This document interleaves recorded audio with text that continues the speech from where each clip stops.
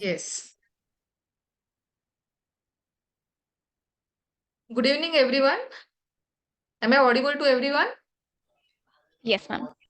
And so we are in 6 week of this NNF, the Shine program by NNF, and I'm sure lots of basics have been cleared so far. And we're moving towards the new topic now, and it's new. It's very important and the common one which we face in day-to-day life. That's neonatal hypoglycemia and emergency triage treatment and assessment. So let us keep this interactive session. The participants can unmute, right? Okay, so the first topic I'm going to discuss is on neonatal hypoglycemia.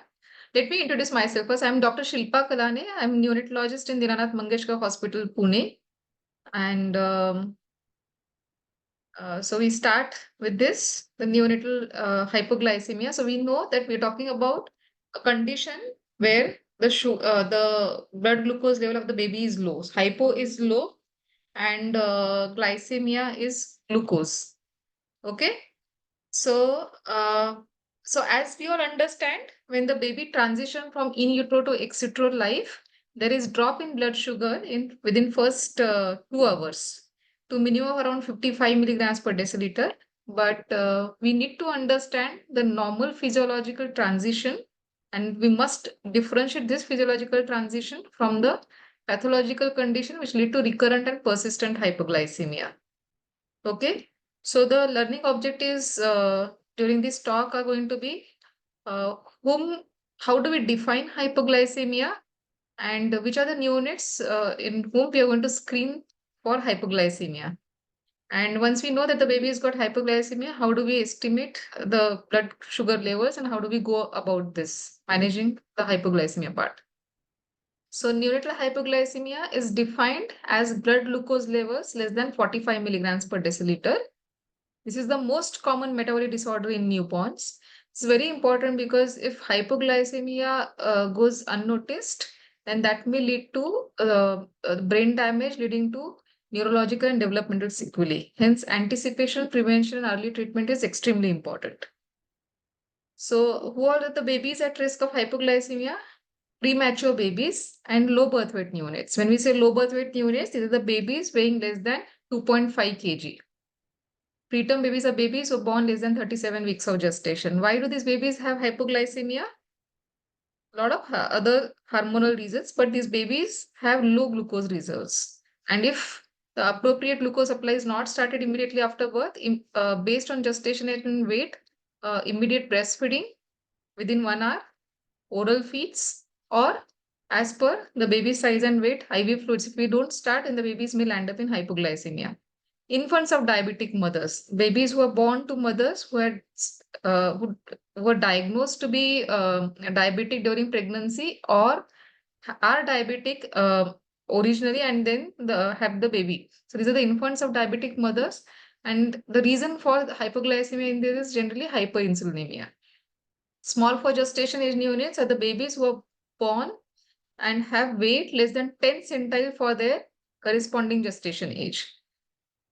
Intrauterine growth restriction, the babies who have not achieved their growth potential, in utero growth potential, are the ones with growth restriction. So the SGAs and IUGR are almost similar, but they are not the same. If there's a history of ingestion of beta blockers in mother, that also can increase the risk of hypoglycemia in babies. Neonates requiring IV fluids should be monitored for hypoglycemia.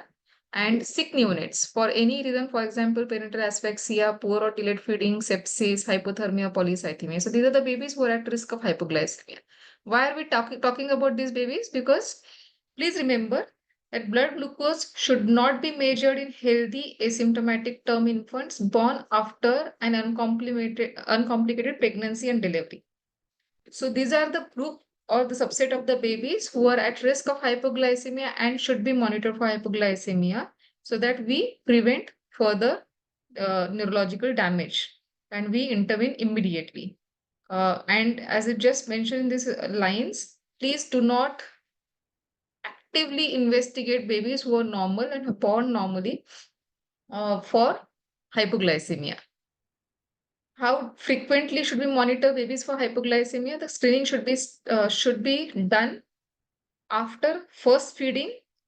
Okay, the feeding should be initiated within 30 minutes to 1 hour after delivery, and post feeding, the screening should be started.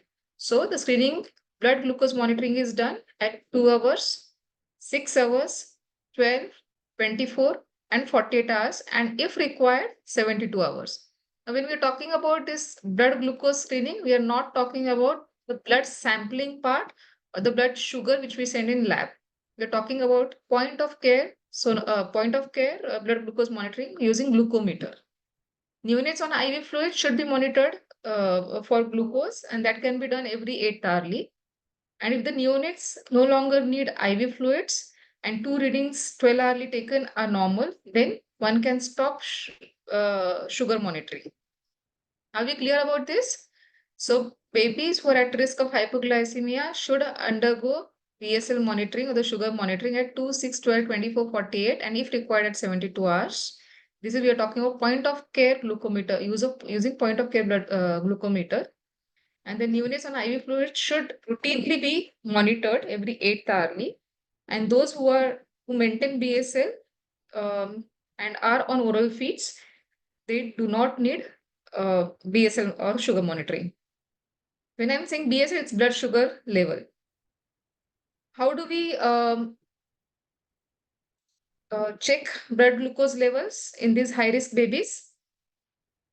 So generally the site is heel, so we can either do it by heel prick or the peripheral vein. And when we do routine screening, it is by the heel prick method. How do we go about it? First, heel should be warm. So either we can have warm, pre-warm cloth, or the mittens can be, the baby can wear mittens, and that is how the heel is warmed. Then the site is prepared with 70% isopropyl alcohol or spirit. And please do not hurry. Let it dry, because if you try to prick uh, before that, then the blood may get diluted and the readings may be improper. Prick the posterior lateral aspect of the heel, which I'll be telling you at the diagram I'll be showing. Do not don'ts also I'll be talking about. And send the lab sample if blood sugar is low, because glucometer has a limitation. When the blood sugars are low on glucometer, there could be huge variations with the lower blood glucose, the lower sugar levels on glucometer. So whenever there is lower blood glucose, please confirm with the lab sample. So babies who have hypoglycemia, blood sugar must be checked in the lab simultaneously. So this is what I was talking about. Okay, so the posterolateral aspect of the heel. Okay, here is the site of heel. This is the site of heel prick. Make sure that this part is not pricked. This part is not pricked, because there's a risk of osteomyelitis or tendinitis here if this site is pricked. And as it is mentioned, so grasp the heel at arch and ankle as it is shown here. So you can see, and then make this part prominent, and then and then take a sample. So either these are the two ways you can, one can grasp the heel either in this fashion or in this fashion. What is important is we need to make this part prominent. Okay. So what are don'ts? So heel should not be cold to touch, because again the sugar levels would vary and may not be accurate. Avoid pricks in the middle portion of the heel. I've just shown you the diagram. So please avoid pricking on this side. Okay. This is the dark portion is the appropriate site for heel prick. We can use antiseptic. Nowadays, we don't use providon iodine, but the antiseptic, whatever you're using in your unit, that can be used for skin preparation. But make sure it should dry before we prick the baby. And then lab analysis should not be delayed, because if we delay lab analysis, So we all know that that may result in again false sugar levels because the plasma sugar drops by 14 to 18 milligrams per deciliter per hour. So if I collect the sample at 7 p.m.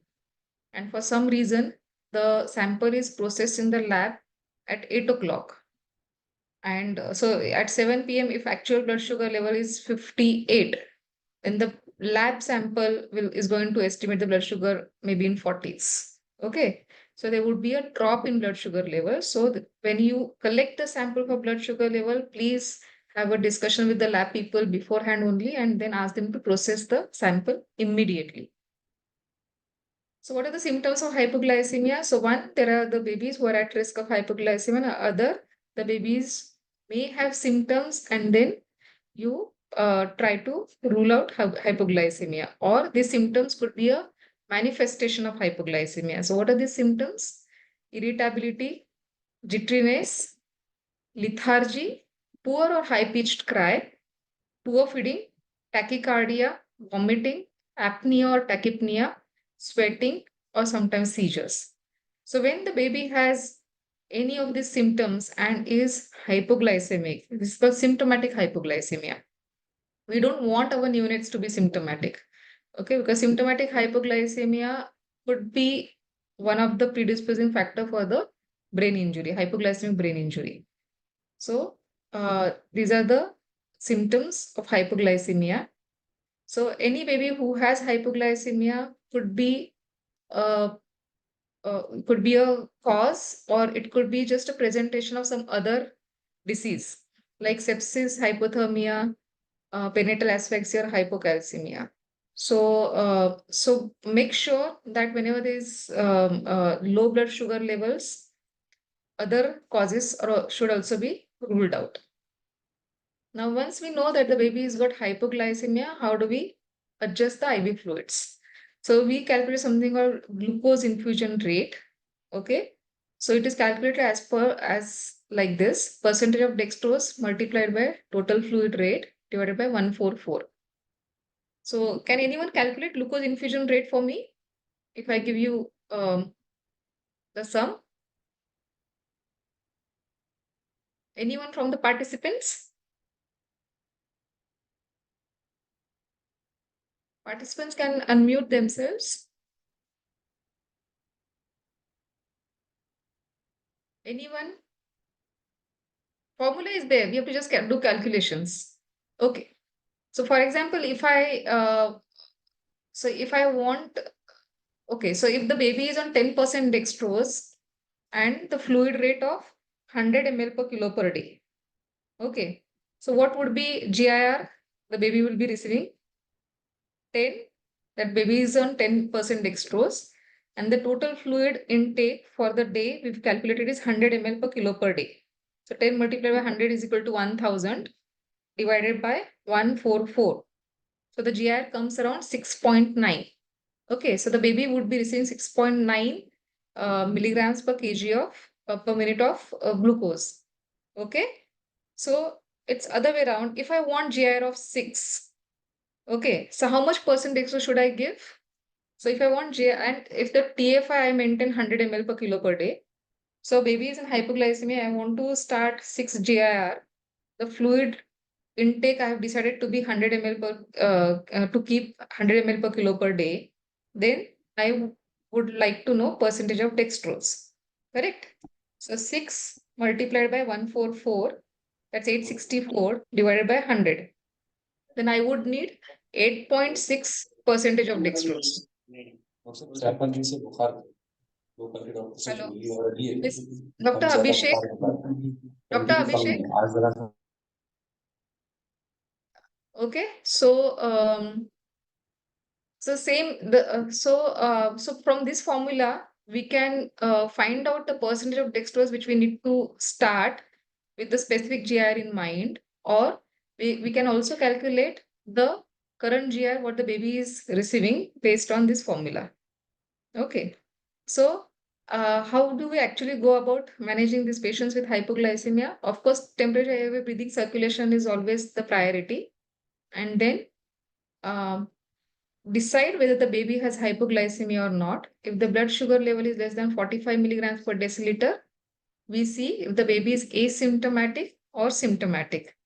We just talked about the symptoms of hypoglycemia. If those symptoms are not present and the baby is otherwise well, then it's asymptomatic hypoglycemia.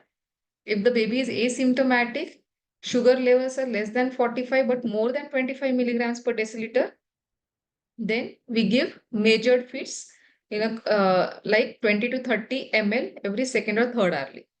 Okay, frequent feeding. So we give measured feeds and then we assess the blood sugar level after 1 hour. So baby who has hypoglycemia and is asymptomatic has blood glucose levels of more than 25 but less than 45. We are giving oral feeds, measured oral feeds. Okay. After doing this intervention, we again assess the blood glucose level after 1 hour of giving feeds. And if the blood glucose is more than 45 milligram per deciliter, that is, if the hypoglycemia gets corrected with this measure, we continue frequent breastfeeding and glucose is monitored every 6th hourly. Now, after giving blood glucose levels, we can have other responses that either the glucose is not increasing, that it's less than 25 milligram per deciliter, or it is between 25 to 45 milligram per deciliter. So if the baby is symptomatic and has sugars of less than 45 milligram per deciliter, bolus of 10% dextrose 2 ml per kg is given, and glucose is the sugar levels are assessed again. So any intervention you do, you assess the response. So you give bolus and start IV fluids at the GR of 6 milligrams per kg per minute, and check blood sugar levels after 30 minutes. When we do IV interventions, the sugar should be checked after 30 minutes. So symptomatic hypoglycemia or asymptomatic hypoglycemia with BSL less than 25 milligrams per deciliter, bolus followed by IV fluids. Asymptomatic hypoglycemia but sugars between 25 to 45 milligrams per deciliter, after oral feeds, we start IV fluids at the rate of 6 milligrams per kg per minute. IV started, the sugars are monitored after 30 minutes of starting IV. Oral feeds, we monitor sugar 1 hour after the oral feeds. Okay. So asymptomatic, again, let us just revise. If the baby is hypoglycemic, we see whether it's an asymptomatic hypoglycemia or symptomatic hypoglycemia. If it is symptomatic hypoglycemia, baby is started on IV fluids directly, giving a bolus and IV fluids for symptomatic hypoglycemia. Asymptomatic hypoglycemia, first, if the BSL is less than 25, even in asymptomatic with sugar levels of less than 25, IV fluids. Asymptomatic, sugars more than 25, then oral feed trial, improving, monitor, not improving, then IV fluids. Are we clear about this? Okay, let us. Okay, so I assume that everyone is clear about this, but I would still want to again revise this.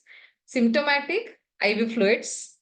Asymptomatic, less than 25, IV fluids. Otherwise, asymptomatic, oral feeds, monitor, improving, continue oral feeds and monitoring, not improving, IV fluids. Okay? Okay. So moving ahead, so we are here. So we've started the baby, symptomatic baby, we have started baby on dextrose infusion of 6 milligrams per kg per minute. Monitor 30 minutes after the intervention. If the blood glucose are good, then begin oral feeds and sugar monitoring every 6th hourly. So despite of increasing GIR, if baby still remains hypoglycemic, the GIR every time is increased by 2. And every time you increase the GIR by 2, monitor blood sugar levels after 30 minutes. So, okay, any intervention after 30 minutes, you're going to monitor sugars. But if the glucose levels doesn't increase, then what intervention we need to do is we increase GIR by 2 every time. So blood glucose after this, if the blood glucose is more than 45 milligram per deciliter for 45 milligram per deciliter, suppose the baby is on GR of 6, I repeat sugars 30 minutes after. After 30 minutes, the baby goes in hypo, still has sugars around 40, which is less than 45. I start IV fluids, the dextrose with the dextrose fluid with GIR of 8. Okay. Again, I monitor the BSL level. The BSL is low, less than 45. I increase GIR to 10. I monitor BSL. Now the BSL is more than 45. So on GR10, BSL is more than 45. I do not disturb this rate for around 24 hours. If the sugars are maintained at this GIR for 24 hours, then I start winning GIR by 2. The way we increased it, we start winning by 2. But here we win it every 6th hourly, ensuring that every time we win GR, the sugar levels are maintained. Okay. So, and if otherwise, if the sugar levels are more than 45 milligram per deciliter initially only, so we start oral feeds there. So beyond 10 also, if the baby sugars are not maintained, and then we increase GR to 12. Okay. Now here when we start when after increasing GR to 12 also, if I monitor after monitoring the BSL, if the sugars are low, then we call it refractory hypoglycemia. Okay. So the baby requiring such a high GIR and still not maintaining sugars. This is known as refractory hypoglycemia. At this stage, we send critical lab. Okay. And then, which includes a lot of investigations, including blood glucose levels, insulin levels, cortisol levels, non-glucose reducing sugars in urine, ketones, and many other, even thyroid. Okay. So GIR more than 12 is sent critical lab, and then we give injection hydrocortisone in the dose of 2.5 mg per kg. So up to 12.5% dextrose can be administered through peripheral vein. When we reach this stage, invariably the babies may need higher percentage of dextrose. So if they need more than 12.5% of percentage of dextrose, this point the baby needs central line. So one needs to take preparation for umbilical catheterization if possible, or PICC. What is resistant or prolonged hypoglycemia? Resistant hypoglycemia is it's said when hypoglycemia persists despite of giving GIR of more than 12, more than or equal to 12 for 24 hours, more than 24 hours. Prolonged or recurrent is hypoglycemia persisting or recurring beyond 7 days of life is called prolonged or recurrent hypoglycemia. Okay, so why are we discussing about this? When the baby has either resistant or prolonged or recurrent hypoglycemia, these are the babies who would need further evaluation for the underlying pathological process leading to hypoglycemia. Now, these are the different, you can take a picture of this. So these are the different permutations and combinations for achieving GIR using a mixture of 10 and 25. Okay. So we can have this pick in our NICU, and so whatever percentage dextrose, the GIR you want, based on what the dextrose concentration available in the fluid volume to be given. So the nurse can adjust the IV fluids accordingly, can mix up the solutions and prepare the IV fluids accordingly. Okay, this is same. Okay. Now, as we understand why we're talking about neonatal hypoglycemia is that lower the glucose levels, these babies are at risk of neurodevelopmental sequelae like seizures, developmental delay, or cognitive deficit. So, because of this risk, these babies, this comes into the these are the high risk babies, and these babies would need regular follow up to monitor the developmental status later. Okay. So, hypoglycemic neonates should have regular neurological follow-up They should have eye checkup, hearing assessment, eye screening, hearing assessment, as well as the um, no, the developmental assessment. So going to the key messages, hypoglycemia is a common problem in premature, low birth weight, sick neonates, and infant of diabetic mothers. It can cause brain injury with long-term neurodevelopmental impairment. Neonates at risk of hypoglycemia should be screened. Early breastfeeding and frequent feeding helps to prevent hypoglycemia. Neonates with hypoglycemia should be followed up for neurodevelopmental status. So this was about hypoglycemia. Any questions on hypoglycemia?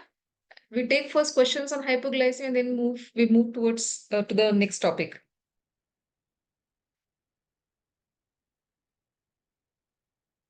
Any questions on hypoglycemia?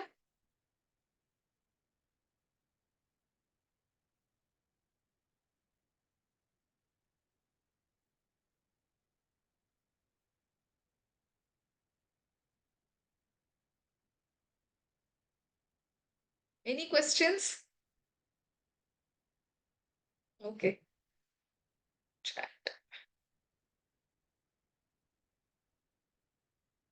Okay. Please give examples of permutations. Just one. Permut. Permutation. Can you elaborate? I didn't understand the question.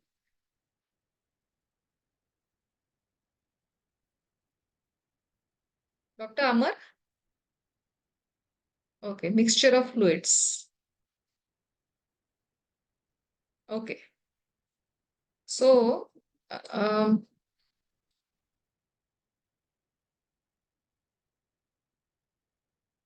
okay. So here, so if the baby, so let us take this, okay, this chart.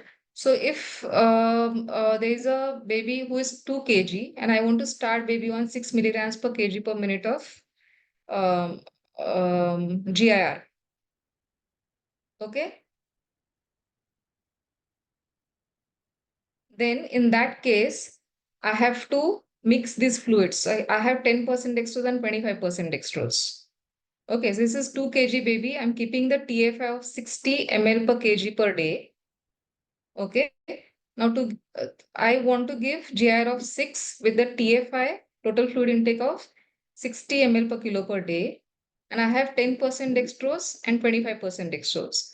So this what I would instruct nurse to take 42 ml of 10% dextrose and 18 ml per kilo per day of 25% dextrose. Okay, so 42 plus 18 ml of 42 ml of 10% and 18 ml of 25%. That will give me 6 GIR.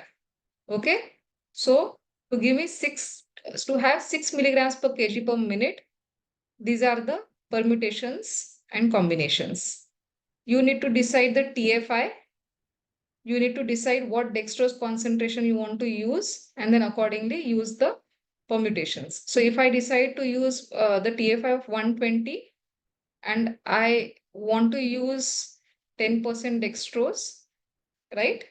Then I will use, so this is given here, 86 ml of 10% dextrose, 20 ml of NS, and 14 ml of distilled water. Okay? So this is the permutation combination. Did you understand? Okay, thank you. Any other question?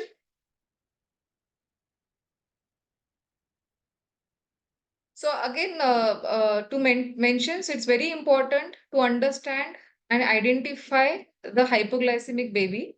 It's very important to be quick in starting treatment and very important to achieve normal blood glucose level in that particular baby.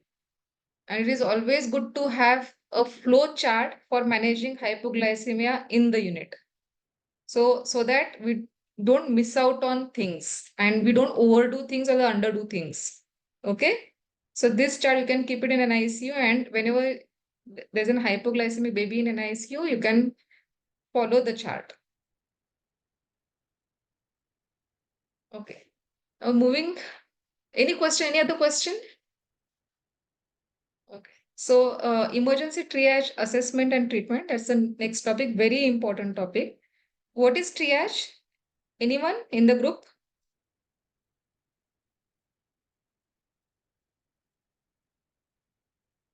Triage is, I can see the chat box. You can write also.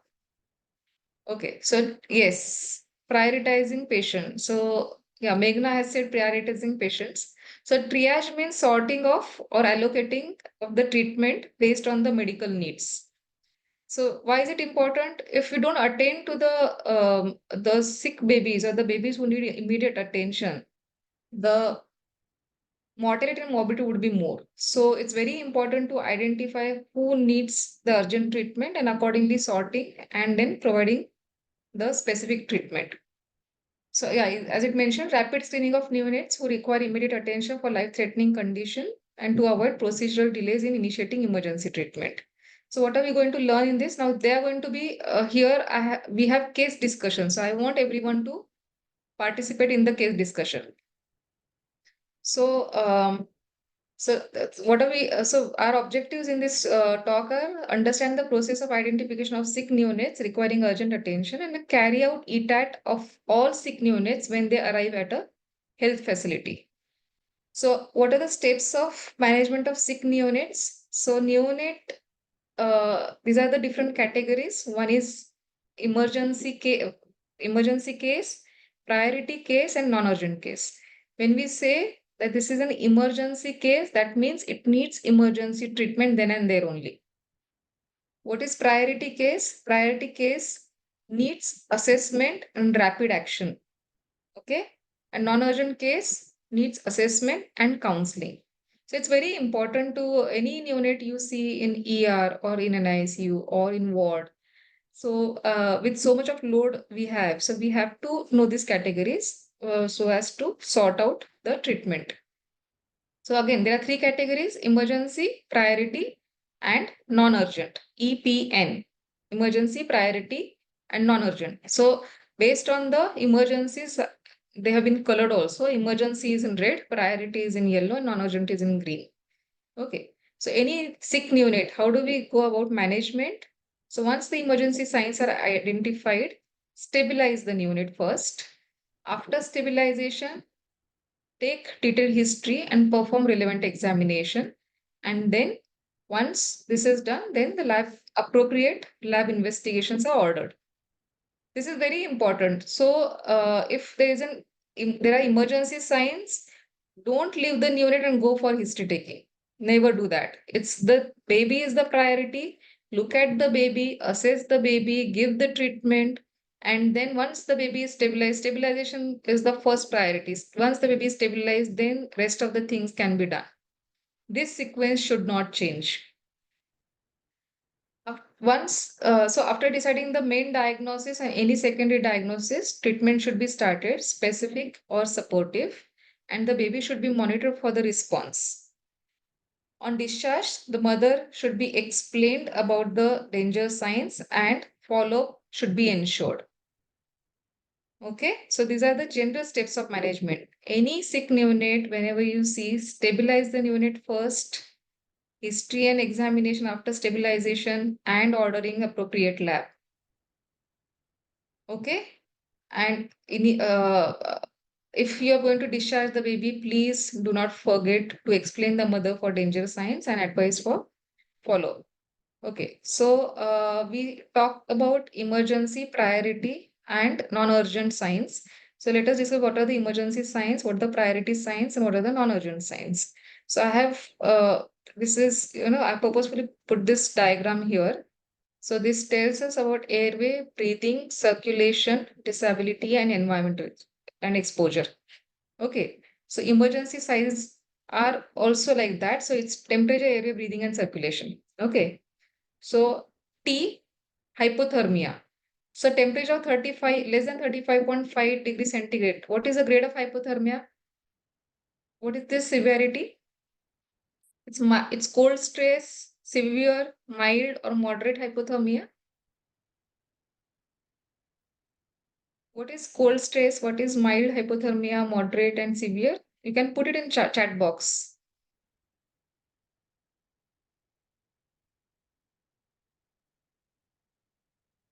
Hypothermia, temperature less than 35.5 degrees centigrade is moderate hypothermia. Okay. So apnea or gasping respiration. Okay. So when it's temperature, hypothermia, that's an emergency sign. Okay. Cold stress would the other signs will come later. So second, airway, in airway, apnea or gasping respiration. Okay. Breathing, severe respiratory distress. Circulation, central cyanosis, shock. Disability, coma, convulsions, encephalopathy. Okay. Hypothermia, apnea or gasping respiration, severe respiratory distress, central cyanosis or shock, coma, convulsions, or encephalopathy are the emergency signs. It's very important. You need to know each and every sign of this. Okay, so when there are these emergency signs, the action should be uh, it needs urgent intervention and emergency measures. Stabilize this baby when you see the baby in ER and admit in SNCU or NICU. Or if the facilities are not available, you can refer to the higher center. Okay. So when there are emergency signs, urgent intervention are must. Urgent intervention, emergency treatment. So stabilize the baby first and then admit. What are the priority signs? So same temperature, every breathing circulation. Let us talk in the same terms. So temperature. So mild hypothermia, um, respiratory distress. Now here, rate more than 60, but no or minimal retractions. Irritable, restless, or jittery. Refusal to feed. That becomes in this comes in disability. This is breathing, airway and breathing. So hypothermia, respiratory distress, irritability, restless, jittery, refusal to feed. Neonates who less than 1.8 kg or large for gestation age babies more than 3.8 kg or according to percentile lines. Pallor, bleeding, severe jaundice, which is defined as less than 20, jaundice appearing within 24 hours of birth, which stains palms and soles, lasts for more than 2 weeks. Abdominal distension or major congenital malformation, these become priority sign. Okay, so when one comes across these priority signs, so what is the action? So it requires immediate assessment in terms of temperature, airway, breathing, and circulation, attained on priority basis, and then these babies would need admission in SNCU or NICU. Okay, so did you all understand what is emergence? What are emergent signs and priority signs? Emergent signs, immediate intervention. Priority signs, assess, treat, admit. Okay, non-urgent signs. So signs which do not fit in fit which are not categorized as emergency or priority are non-urgent signs. So these are not there in emergency or priority list. So these are non-urgent signs. So which are these signs? Jaundice, transition stools, developmental peculiarities, minor birth trauma, possetting, superficial infections, or minor malformations. So here the mother can be counseled. Okay, you assess the baby and counsel mother. So the same thing is given here. So whenever you you see a sick neonate, assess the baby and see whether the baby has emergency signs, priority signs, or non-urgent signs. If the baby has any of these emergency signs, the baby needs urgent intervention, urgent treatment, and admission. If the baby has priority signs, okay, the baby needs assessment, treatment, and admission. And if it's a non-urgent sign, the neonate, you need to assess the baby, and but mother is counseled, explained about the red flags, and follow-up is advised. So once we know how to understand these signs, how exactly do we triage? So before, so we need to have certain things there before we talk about triage. So one is triage area. So every hospital should have a designated triage area. Now this designated triage area can be in emergency room of the hospital, uh, or emergency room or casualty, or it could be a resuscitation area or the reception area. But it has to be a designate. There has to be a designated area. The triage area cannot be, suddenly, okay, now I have seen this baby and I would do everything here. No, because it has the designated area will have all the equipment and resources and the manpower. Hence, there has to be a to respond in time. So it's important to have designated triage area in the hospital. And this area in this area, they have the staff working in this area should be trained in the triaging process. Now there's a difference between the triage nurse and the ER nurse. Triage area is an area which has a very lower margin of errors here. So this nurse has to be quick enough to identify patients who are sick, who need urgent attention, and accordingly triage. So they are specifically trained staff.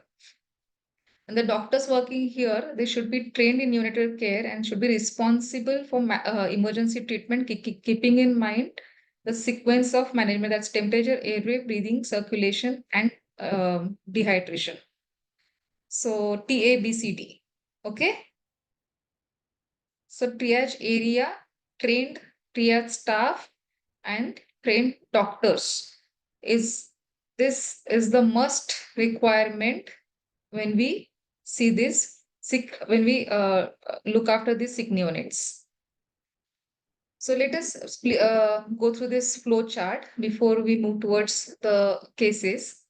So any sick neonate, assess for emergency signs first, and this is the common protocol. Okay, this is, please remember this.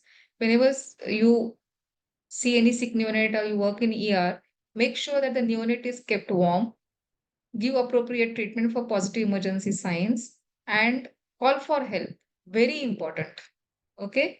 So whenever there's a sick neonate, of course you're engaged in managing that baby, but call for help because this baby may need extra management and extra help may be needed at that time. And appropriate blood investigations in the form of complete blood count, glucose, calcium, and septicemia should be sent. Okay. So again, temperature, uh, treatment of emergency signs. So settling the emergency signs, call for help, and appropriate investigations. This is the common management protocol whenever you see a sick neonate. So whenever a sick neonate is seen, so first check the temperature. So if the baby is cold to touch, the abdomen is cold, then dewarm this baby and make sure that the neonate is warm. Airway breathing, if the not breathing or gasping, central cyanosis, severe respiratory distress, severe low chest retractions, apneic spells, or grunting. If any of this is positive, manage airway, follow NRP guidelines, give oxygen, and whenever you do, make sure that the neonate is kept warm. Circulation, if the extremities are cold, capillary refill time is more than 3 seconds, baby has weak and fast pulse, which is with the heart rate of more than 160 beats per minute, then give oxygen, make sure neonate is warm, secure IV line, give bolus of normal saline 10 ml per kg slowly over 30 minutes, and proceed immediately to full assessment and treatment. Okay. So temperature, if the baby is hypothermic, appropriate intervention in terms of rewarming the baby and maintaining the temperature. If the airway and breathing is compromised, then appropriate intervention, managing the airway, taking care of breathing. Okay. If the circulation is compromised in terms the baby is sinus or in shock, then accordingly interventions, that's give oxygen, give fluid bolus, and maintain the circulation, monitor. If the baby is in coma or convulsing, then temperature, airway, breathing, circulation continues, but check and correct hypoglycemia. Still the conversions continue, give IV calcium, and still conversions continue, then anticonvulsants. So do not forget to measure glucose and calcium levels. If the facilities are not available, then glucose and calcium can be given without the investigations. And if the baby's conversion do not stop, then anticonvulsant should be administered. Severe dehydration only in cases with diarrhea. So diarrhea plus any two of these, lethargy, sunken eyes, or very slow skin pinch. So severe diarrhea basically. So make sure that the neonate is warm, insert IV line and begin giving fluids rapidly following plan C. Okay. So, so is everyone is everyone okay with this, or there's any confusion?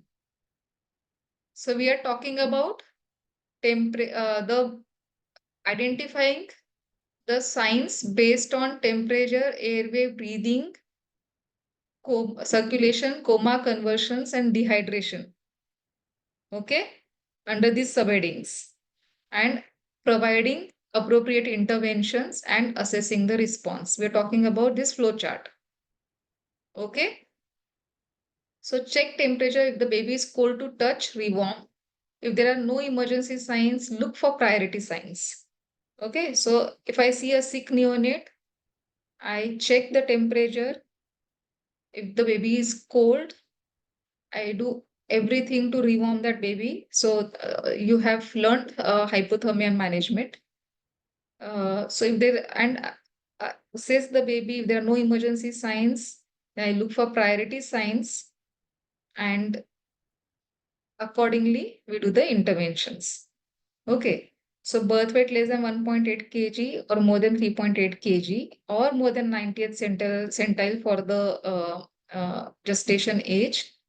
Temperature, fever or 35.5 to 36.5 degrees centigrade.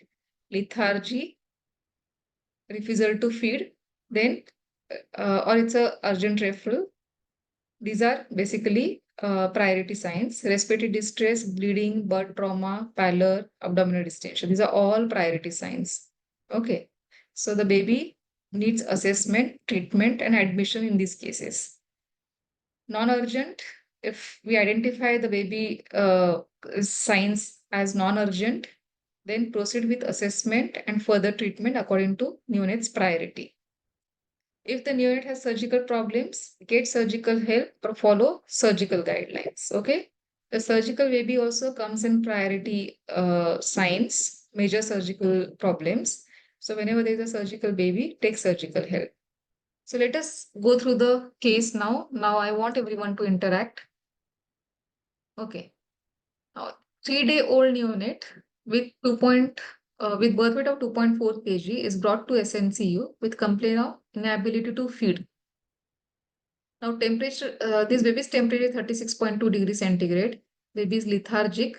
CRT is 2 seconds and baby's hands are cold. Baby breathing normally at the rate of 55 per minute. Heart rate is 144 beats per minute. Okay, so what are the abnormal signs here?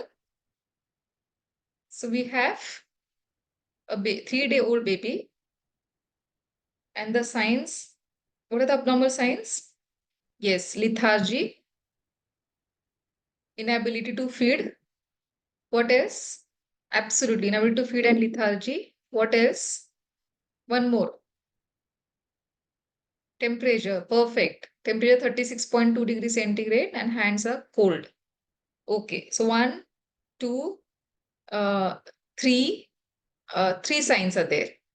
So, what category of triage would assign here? Inability to feed, temperature 36.2 degrees centigrade, and lethargic. E or P or N. Just write E or P or N. You don't have to write everything. P. Okay. P, P, P. Perfect. Very good. Okay. So this is priority. Okay. Now this baby has temperature 36.2 degrees centigrade. So it's what? Cold stress, mild hypothermia, moderate hypothermia, or severe hypothermia. Cold stress, Dr. Hemant is saying cold stress. What is? Okay. It is okay. So this is cold stress. So because this is cold stress, a kangaroo mother care is given. Okay. So the baby has been assessed. KMC is given to maintain the temperature. Now, because the baby is lethargic, now the lethargy could be a symptom of cold stress, or it could be symptom of underlying disease process. So this baby needs basic investigation. So SpO2 is monitored, capillary blood gas is done, everything is okay. So likely it is cold stress which led to the problem. Assess for breastfeeding and continue the same. Okay. Now case 2, 8-day-old baby, 2.6 kg. Now has come with fast breathing and inability to feed. Now, temperature of this baby is 36 degrees centigrade. Baby has significant lower chest indrawing. Heart rate is 156 beats per minute. CRT is 4 seconds with cold extremities and poor peripheral pulses, but no diarrhea. So it is an emergent situation, emergent. Okay. Now, what are the symptoms here which are pointing towards emergency signs? One is fast breathing and inability to feed. Second is temperature and respiratory distress. And third is prolonged CRT. So this baby has severe respiratory distress as in shock. So yes, this is emergent condition. The baby is showing all emergency signs. So what we need to do?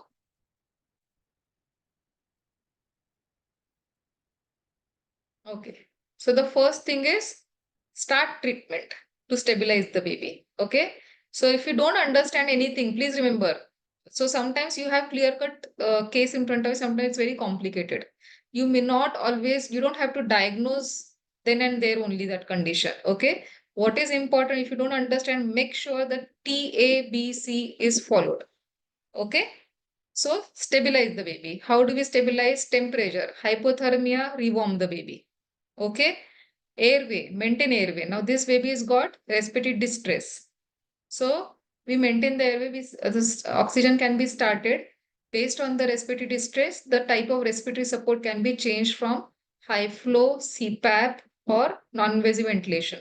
Or if the baby's distress is more than based on that, further care can also be escalated. Okay. Now this baby is in shock. So because the baby is in shock, we have to reverse that homeostasis. So IV cannula is secured. Bolus of NS bolus 10 ml per kg. IV over 30 minutes is given. 10. So if there is a loss, blood loss, obvious history of volume loss of blood loss, the bolus should be as fast as possible. But if there is the shock and you don't know what's the reason, then 10 ml per kg, either 15 to 30 minutes we can give. Okay. And every time we do intervention, we assess for the response. Okay. So if the baby's vitals stabilize, we continue with the same thing and ongoing monitoring should be continued. If the baby's vitals do not stabilize, then consider starting vasopressors. Okay. We are talking about this baby, temperature, airway, breathing, circulation. Okay. So hypothermia, rewarm the baby. Airway, airway and breathing, baby has distress, manage the distress part, start oxygen, and based on the type of and the severity of distress, consider the respiratory support. Baby is in shock, so first bolus, assess, no response, then go for vasopressors. Okay, are we clear about this case? Emergent management. So when we are managing this baby, we are looking after TABC. If we have extra manpower, we can ask that person go and talk to mother and ask the history. Or once we stabilize the baby, we can ask the history of all the ODP and in sample format basically, and then plan further investigations, specific investigations. Now this is 15-day-old baby with 2.9 kg weight. This baby is brought to SNC with fever and abnormal movements for 2 days. The baby's temperature was 38 degrees centigrade, heart rate 110 beats per minute, respiratory rate 65 per minute, and no chest indrawing. CRT is 4 seconds, extremities are warm, but baby is convulsing. So what is this now? E, P, or N? E. E. Anyone else? E. Anyone else? Only 3, 4 are responding. Others? Why is it E? Which one sign is there for E? Why conversions? Yes. Okay. So the danger sign what this baby has is conversion. So this becomes an emergency. Now when we see this baby, so other signs are fever, mild tachypnea, and prolonged CRT. Okay. So there is so TABCD management. Okay. So temperatures, the baby has fever. So we control fever by giving antipyretic. Okay. The babies has, so look for the airway. If there are secretions, so again you follow the NRP protocol. So I will not go through the NRP protocol, but so temperature, airway, maintain airway, breathing, see whether there is distress or no distress or apnea. If apnea, then of course positive pressure ventilation. If there is distress, grade the distress, the severity of distress, and accordingly start the respiratory support. Assess the circulation. We saw that so if the circulation is compromised, then accordingly bolus and then SOS if required, vaso pressors. And now the baby has conversions. So baby has conversions. So the first treatment would be what? Phenobarbital, glucose or calcium. Please write. First line, phenobarbital, glucose or calcium.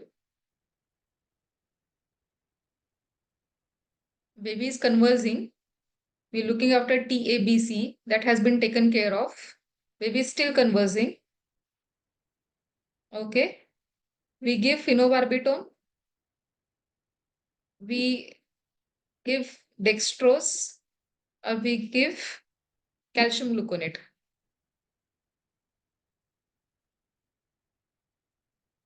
Okay. So, so when these patients are conversing, okay, so we check the blood glucose level. If there's hypoglycemia, we correct it first. If there's no hypoglycemia, simultaneously when we are checking for the blood glucose, we send lab for calcium. If the calcium is low, we give calcium gluconate. Okay. And if the calcium levels, we don't have the lab, the necessary facility for doing calcium or glucose, then we can give that. Okay. After that also, if the conversions don't stop, after correcting hypoglycemia and hypocalcemia, the conversions don't stop, then we consider phenobarbital. Okay, so phenobarbital without correcting hypocalcemia and hypoglycemia is not given. If the baby's blood glucose levels are normal, okay, you check blood glucose levels, it is 70. You check calcium, it is normal. Okay, so then in that case, you may go ahead with phenobarbital.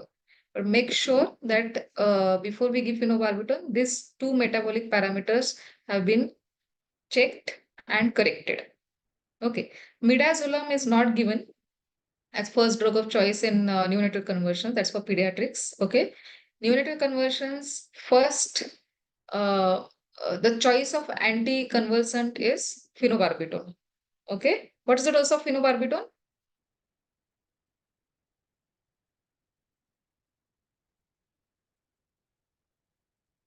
Phenobarbital dose. What is the loading dose?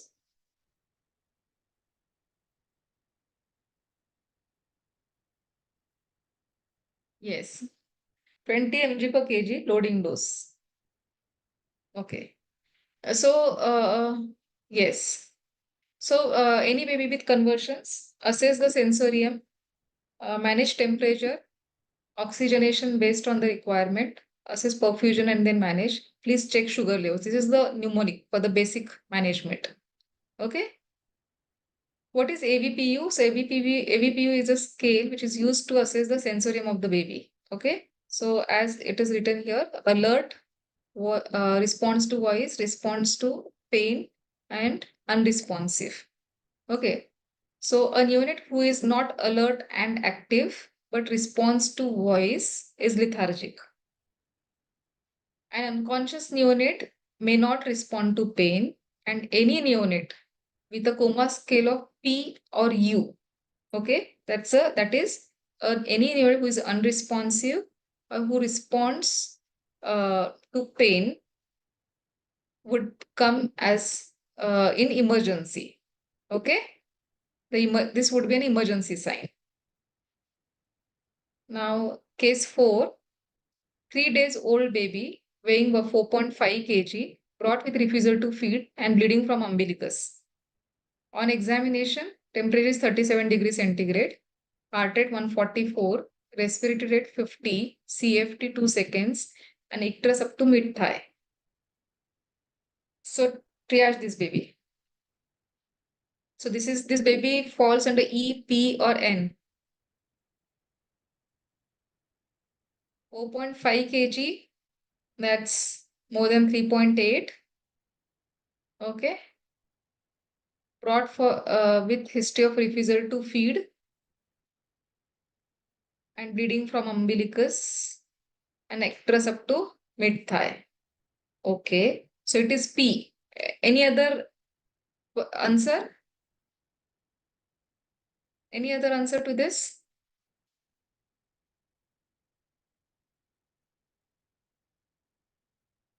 Okay. So yeah, this falls in P. Okay. So just wanted to know. So does your hospital has designated triage zone? How many of you have designated triage zone?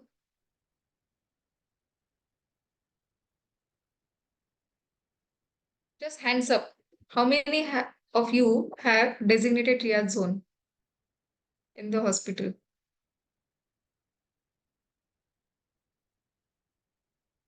No one has? Okay. Okay. So where do you see this sick babies then? Directly in an ICU, in emergency, or casualty?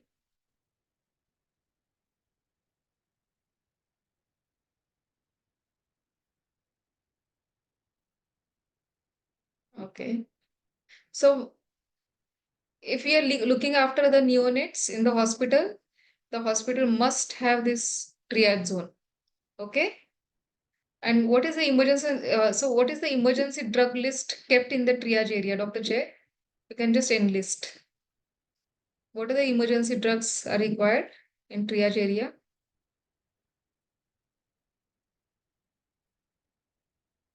So what are the emergency signs we mentioned before? Temperature, airway, breathing, circulation. So apnea and respiratory distress. So all NRP equipments are required. Okay, yes, adrenaline, normal saline, amiodarone. Why amiodarone? More than amiodarone, anything else? Adrenaline, normal saline, glucose, adenosine. More than amiodarone, adenosine would be more important, right?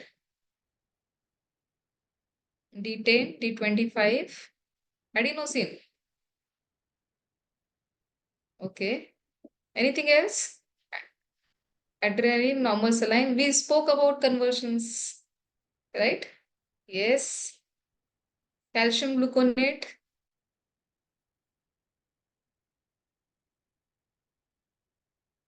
Anything else? Conversions, saline, dextrose, resuscitation medications, adenosine. Okay. Anything else in the emergency?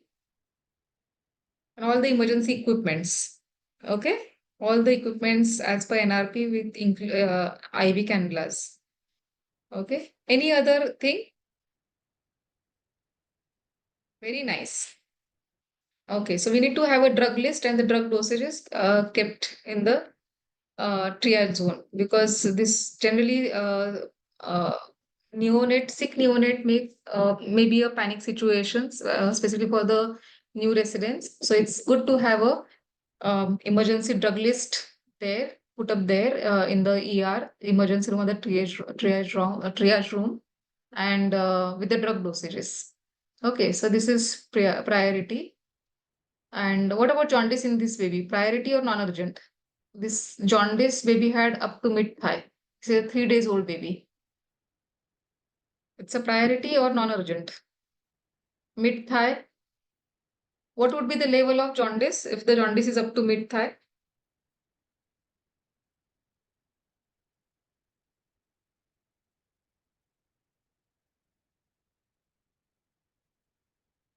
Anyone? Any number?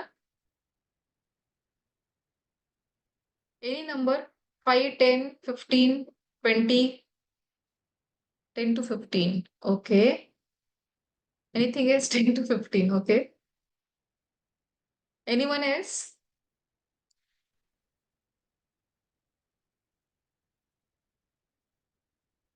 So it is up to mid thigh. Okay. 10. Okay. Any other number? Up to 12. Okay. Yeah. So it is when it is up to mid thigh, it is 12 to 14 and comes under non-urgent. It's not a priority sign. Right?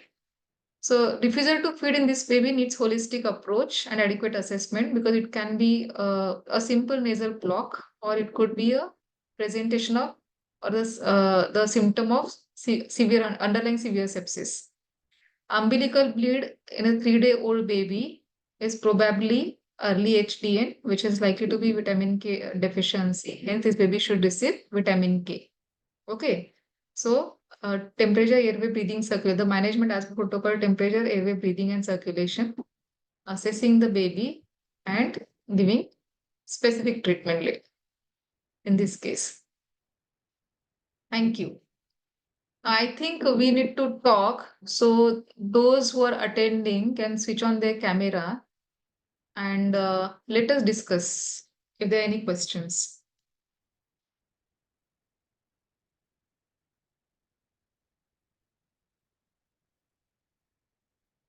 Any, please unmute and ask questions if you've not understood it, any of this presentation.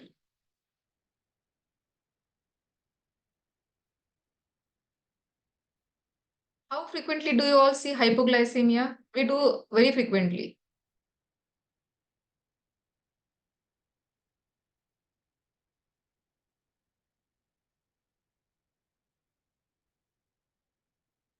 Any confusion?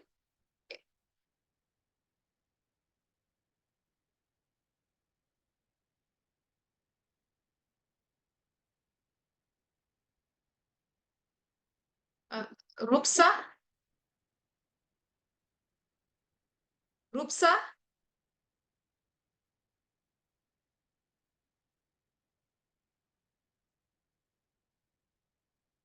Yes, ma'am. I think we are done. Okay, ma'am. Yeah.